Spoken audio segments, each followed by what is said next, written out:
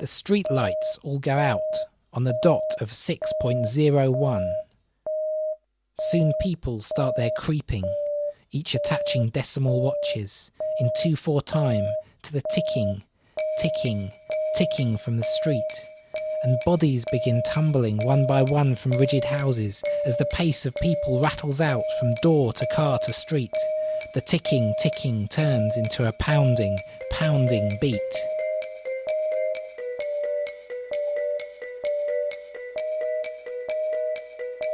Albert the electrician kisses his wife goodbye and springs to action like an open fuse, his fingers buzzing on the frizzled air and his head crackling in the clouds. Today is a good day, he thinks, a day for new ideas and sparks of inspiration. By the time his solar car plugs into its space, it is 6.292. Work lights up like a thunderstorm and he flies straight in, up the elevator, floor by floor, as wires, bulbs and numbers energise his power pack. And there, in his personal cube of walls and glass, he starts to etch his life into the circuitry.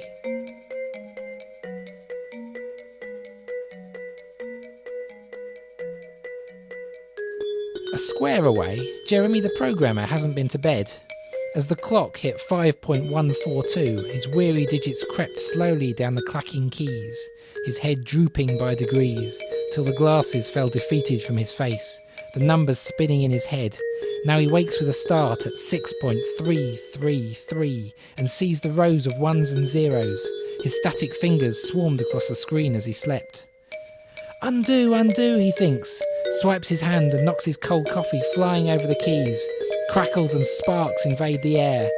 Shit, shit, he spits, then looks to check that no one else is in. 6.4, too early for the boss. He sighs and goes in search of squares of paper towel to soak up the numbers. One by one the keys fizz, his work's cut into him, as he jabs and swears to the decimal clock that stutters on the wall like an answer phone. Pick up, his brain reacts as the tears in his bloodshot eyes begin to form. Another day, another subroutine, another string to tie in knots, to the sound of beating from the street. On the floor below, at 6.411, Emily starts her morning rounds. 0.2 per cubic metre she's allowed. She sweeps and sighs, sweeps and sighs. The palette of her grey dustpan absorbs the colours of the day before, and the brush paints shapes of clean lines, glistening in the dew of disinfectant. She sweeps and sighs, switches buckets, wipes away footprints and the grime of tilted cups. Her mop scratches at surfaces to the music that she's heard 100 times before, the sound of beating from the street.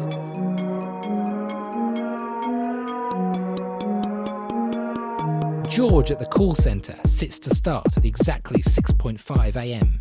His headphones neatly attached, the mic touching his lips. He flicks a switch to answer the blinking light, the first blip in the queue. The script on his screen flashes into life, but he knows it in his head. Good morning, you are through to Central Systems. Please give me your citizen number, postal code, first line of your address, telephone and email, after the bleep.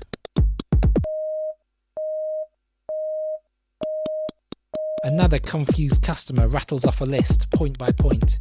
He smiles as the woman gets the 14th digit wrong. I'm sorry, he interrupts. Please start again. He taps his nails in time to her two, three, watching the telephone times stack up. He's working on commission. Someone once told him, but he didn't buy it, that these lines used to cost 0.0. But today is a good day, so after 0.1 he chimes in with, Listen, Mrs. Bell, I think by now I've heard more numbers than I need. How can we service you? An electrician? A fridge on fire? We'll have one there in 0.5. What was your home number again? He smiles. Tap, tap, tap, tap, to the sound of footsteps from the street. The beat for Leonard starts at 6.6. He strolls along the pavement, ticking off the numbers of stationary cars. He walks and ticks, occasionally stopping for an oh dear me as he spots repeat offenders for his list. He checks a flashing meter, thinks, in 0.05 that yellow car is mine. Gets out his keypad, starts to type. The second that the time is up, his ticket slips under the wiper. That'll teach him. Too much waiting time. Got to keep on ticking as he skips on quickly down the street. Albert gets the call at 6.659. Mrs. Bell, 4257 19th Street. George spits into his cell phone. Albert springs to life, toolbox in hand, and sprints to the moving door. Beep, beep, the elevator says, and down he falls, watching his clock tick onto 6.666. The lift shudders, stutters. He's used to this. It's time to randomise. Time to go. The sound hits suddenly.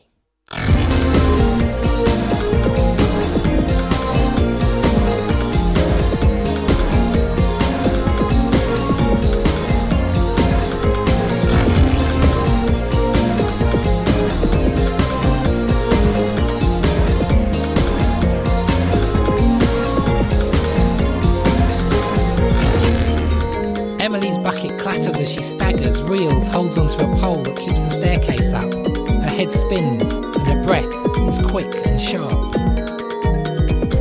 Jeremy dives for cover in a pile of plastic cups, but no support. He falls to the polished floor, swears again, scrabbles for a nearby chair and lifts himself to safety.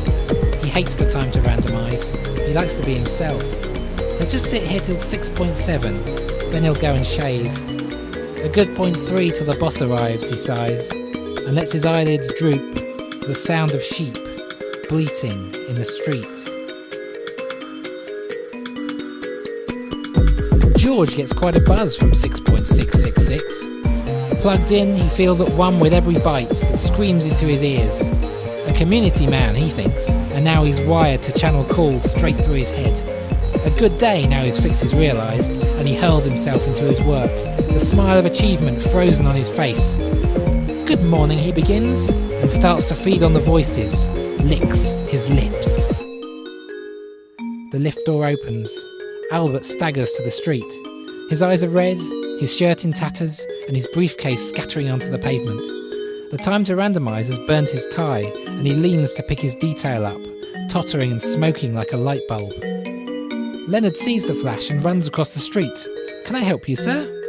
He picks up papers, passes them. "You look a little fused," he quips. Albert thanks him, limps towards his bubble car. Leonard smiles, thinks, but for the grace of God.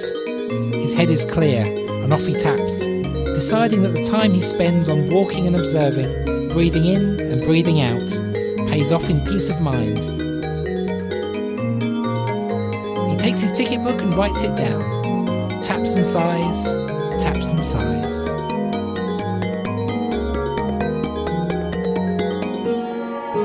Emily swishes up the stairs, past newly fractured lumps of light. She reassembles parts of lives that briefly raced before her eyes and mixes them together, forming narratives from snapshots. These shadows she has seen are glimpses of a world too grubby for an infinite amount of mops. How can she clean them all? At Jeremy's desk, she starts to wipe. Whole viruses vanish. She steps over the sleeping boy and thinks of Leonard pacing on the street, slowing to a crawl as the decimal clock creeps on towards the hour. She thinks of George, who in his next official break will burst out, buzzing, bounding to his yellow car, the one where Leonard placed his ticket. George will scream. And across town, Emily decrees, Albert puts the fridge fire out, and Mrs. Bell is reconnected. Albert knows his calling. He dodges random debris every day, and if he can, he puts it back where it belongs.